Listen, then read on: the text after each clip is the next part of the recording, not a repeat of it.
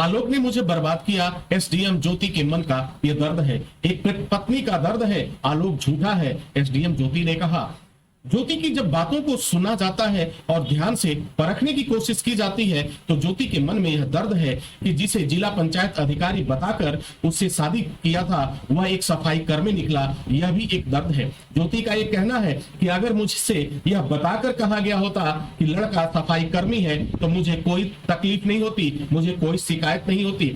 एक पत्नी का दर्द छलक कर उस समय बाहर आ जाता है। ज्योति ने कहा, मैं जानती हूँ अब नौकरी कर पाना आसान नहीं होगा, लेकिन मैं हारने वाली नहीं हूँ। मैं समाज को बताऊंगी सच क्या है और झूठ क्या है।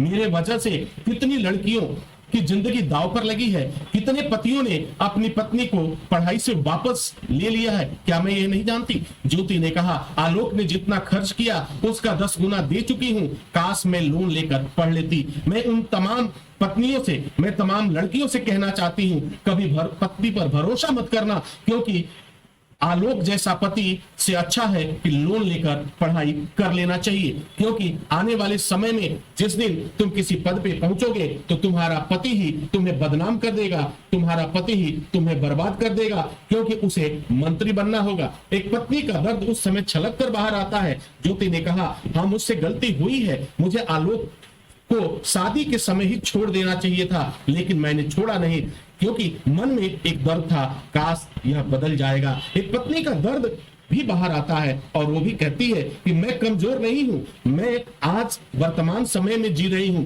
मैं भी राजनीति में जाऊंगी और जनता को सच बताऊंगी। आलोक धोखेबाज था और धोखेबाज रहेगा।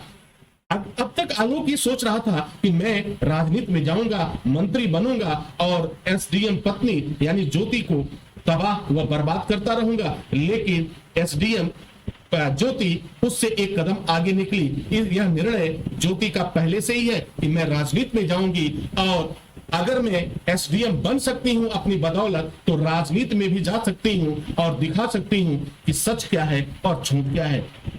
Dear students and my dear friends, आपने देखा कि इस केस में, इस पति पत्नी के केस में जो कुछ भी सामने आया वो समझने लायक है, जानने लायक है कि वास्तव में सच क्या है और झूठ क्या है।